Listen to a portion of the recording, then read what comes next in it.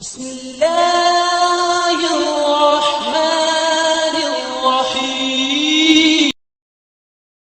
ابو داؤد کے اندر روایت ہے کہ عبداللہ ابن عباس رضی اللہ تعالیٰ عنہما کہتے ہیں جس نے نبی علیہ السلام کی نماز دیکھنی ہو نا وہ عبداللہ ابن زبیر کی نماز دیکھے۔ تو نبی علیہ السلام کی وفات کے وقت آلموسٹ ان کی 10-11 سال عمر تھی۔ حضرت حسن کی تقریباً 7-8 سال تھی، حضرت حسین کی 5 سے 6 سال تھی، تو یہ ان سے بڑے ہیں۔ تو یعنی میں بتانا چاہ رہا ہوں کہ یہ صحابی بھی ہیں اور ان کو گھٹی نبی علیہ السلام نے دی ہوئی ہے۔ پھر آپ صحیح عبداللہ ابن زبیر کی صحیح مسلم میں حدیث ہے، انہوں نے ممبر پہ بیان کیا کہ میں نے نبی علیہ السلام کو فرض نماز کے بعد یہ دعا مانگتے ہوئے خود سنا ہے، لا الہ الا اللہ وحدہ لا شریک لہ، لہ الملک ولہ الحمد وہو علی کل شیء قدیر، لا حول ولا قوة الا باللہ، لا الہ الا اللہ ولا نعبد الا ایہ، مخلصین لہ الدین ولو کرہ الکافرون۔ اس دعا کا راوی کون ہے؟ عبداللہ ابن زبیر۔ اندھیری رات کے اندر نبی علیہ السلام مسجد نبوی میں اعتکاف بیٹھے ہوئے تھے، ایک عورت آپ کو ملنے کے لیے آتی ہے اور آپ اس کے ساتھ کافی دیر تک گفتگو کرتے رہتے ہیں، پھر آپ اس عورت کے ساتھ دور تشریف لے جاتے ہیں، راستے میں صحابہ کرام چوراہے پہ کھڑے ہیں اور اس وقت سٹریٹ لائٹس بھی نہیں ہے، نظر نہیں آ رہا کہ آپ کے ساتھ جو عورت گئی ہے اور وہ پردے میں بھی ہے کہ یہ کون ہے، ٹھیک ہے جی۔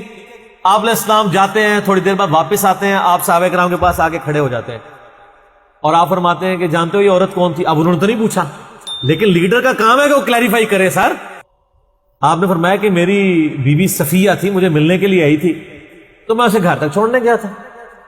تو ان کے یا رسول اللہ ہم آپ کے بارے میں کیسے گمان کر سکتے ہیں؟ ہائے ہائے۔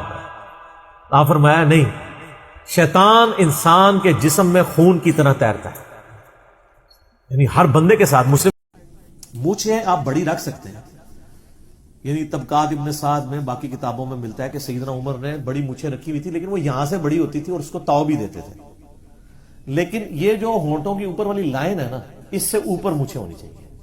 ابو داؤد میں آتا ہے کہ حضرت مغیرہ ابن شعبہ رضی اللہ عنہ کہتے ہیں کہ نبی علیہ السلام نے میری مونچھیں یوں بڑی بھی دیکھی تو آپ نے یوں مسواک رکھ کے نا میرے ہونٹوں کے اوپر اور نیچے سے یوں کر کے نا مسواک رکھی سیدھی کاٹنے کے لیے، تو کاٹ کے پرے کر دیا۔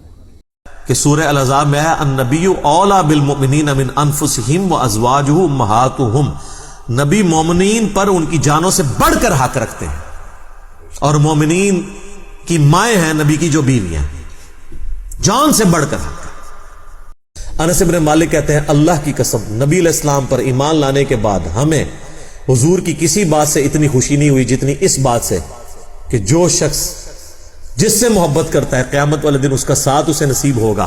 پھر بخاری مسلم کے الفاظ ہیں، انس بن مالک کہتے ہیں اے اللہ گواہ ہو جانا میں تیرے نبی سے، ابو بکر سے، عمر سے محبت کرتا ہوں، گو میرے اعمال رسول اللہ ابو بکر اور عمر والے نہیں ہیں رضی اللہ عنہما وصلی اللہ علیہ وآلہ وسلم، لیکن پھر بھی میں تجھ سے امید کرتا ہوں کہ مجھے قیامت والے دن ان کا ساتھ نصیب فرما۔ ہم صحیح مسلم میں حدیث ہے کہ جو شخص اذان کا جواب دے اس کے بعد درود شریف پڑھے اور الوسیلہ والی دعا مانگے، قیامت والے دن میری شفاعت اس کے حق میں حلال ہو جائے گی۔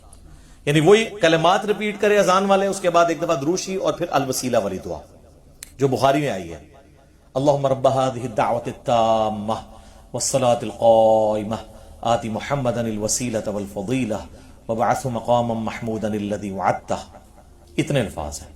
اور سنن کبریٰ البیہقی میں آگے الفاظ ہیں انک لا تخلف المیعاد، باقی جو ہے نا وہ علماء نے کہانیاں جوڑی ہوئی ہیں۔ تو جس اللہ نے یہ ساری نعمتیں دی ہیں اس نے زمین کو رہنے کے قابل بنایا، آسمان کو تمہارے لیے مضبوط چھت بنایا تمہاری پروٹیکشن کے لیے، آسمان سے پانی نازل فرما کے زمین میں سے نباتات اگائے، اس کے ذریعے تمہارا یہ فوڈ سائیکل چلتا ہے سارے کا سارا، سب کچھ زمین سے ہی آ رہا ہے، چاہے وہ جانوروں کی خوراک ہو، چاہے پودوں کی خوراک ہو، چاہے ہماری خوراک ہو۔ زمین مر جائے تو ساری مخلوقات مر جائے۔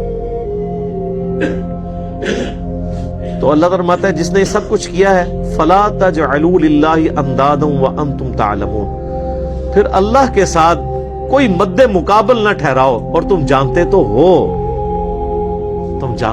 ہو کہ یہ کوالٹیز کسی اور کی ہے ہی نہیں ہے۔ یہ توحید تو تمہارے اندر موجود ہے کہ اللہ کے مد مقابل کوئی نہیں ٹھہرایا جا سکتا۔